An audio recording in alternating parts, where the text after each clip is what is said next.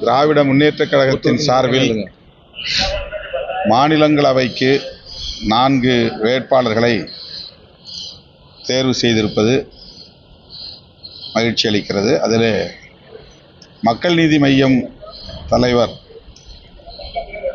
உலகநாயகன் கமல்ஹாசன் அவர்களுக்கு இந்த வாய்ப்பை வழங்கியிருப்பது மகிழ்ச்சி அளிக்கிறது. அவருக்கும் திராவிட முன்னேற்றக் கழகத்தின் சார்பில் வேட்பாளர்களாக அறிவிக்கப்பட்டுள்ள வழக்குரைஞர் தற்போதைய மாநிலங்களவை உறுப்பினர் பி. வில்சன் அவர்களுக்கும், அதேபோல சேலம் மாவட்டத்தை சார்ந்த எஸ்.ஆர். சிவலிங்கம் அவர்களுக்கும், கவிஞர் சல்மா அவர்களுக்கும் விடுதலை சிறுத்தைகள் கட்சியின் சார்பில் எமது வாழ்த்துக்களை தெரிவித்துக் கொள்கிறோம். அண்ணா பல்கலைக்கழகத்தில் நடந்த பாலியல் குற்ற செயல் தொடர்பாக கைது செய்யப்பட்டவர் குற்றவாளி என்று உறுதிப்படுத்தப்பட்டிருப்பது ஆறுதல் அளிக்கிறது. அவருக்கு என்ன தண்டனை என்பது பின்னர் அறிவிக்கப்படும் என்று சொல்லப்பட்டிருக்கிறது. இதனை வரவேற்கிறேன். தீர்ப்பு வந்த பிறகு அதை பற்றி நாம் கருத்து சொல்ல முடியும். ஆனால் எதிர்க்கட்சிகள் இந்த தீர்ப்பிலும் ஆளுங்கட்சிக்கு எதிரான கருத்துக்களை சொல்வது மிகவும் வியப்பாக உள்ளது. இதில் நீதிமன்ற நடவடிக்கைகளில் ஆளும் கட்சி தலையிட முடியுமா என்ற கேள்வி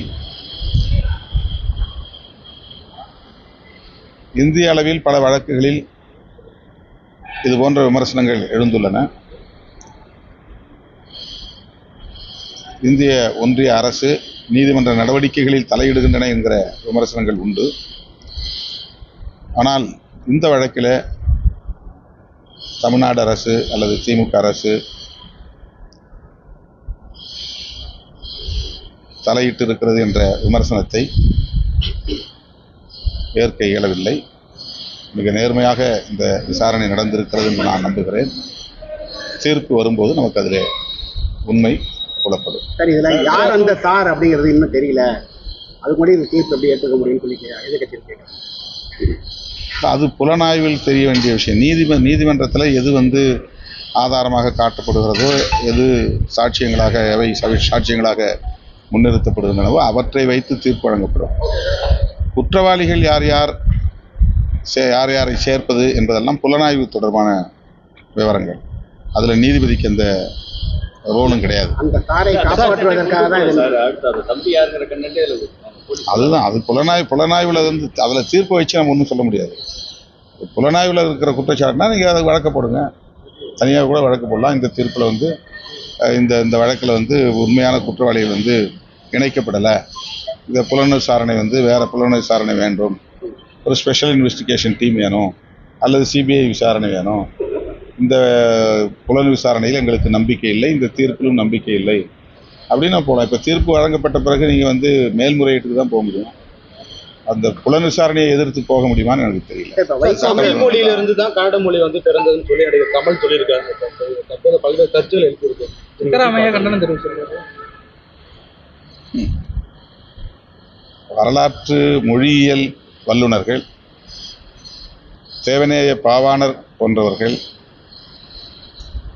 தமிழ்தான் திராவிட மொழிகளின் தாய் என்பதை உறுதிப்படுத்தி இருக்கிறார்கள். பல மொழியியல் அறிஞர்கள் அதை பல்வேறு தளங்களில் பதிவு செய்துள்ளனர்.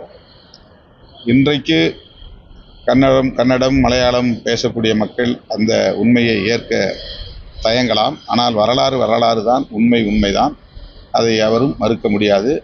கால்டுவெல் அவர்களின் திராவிட மொழிகள் ஒப்பிலக்கணத்திலும் அந்த உண்மை சொல்லப்பட்டிருக்கிறது.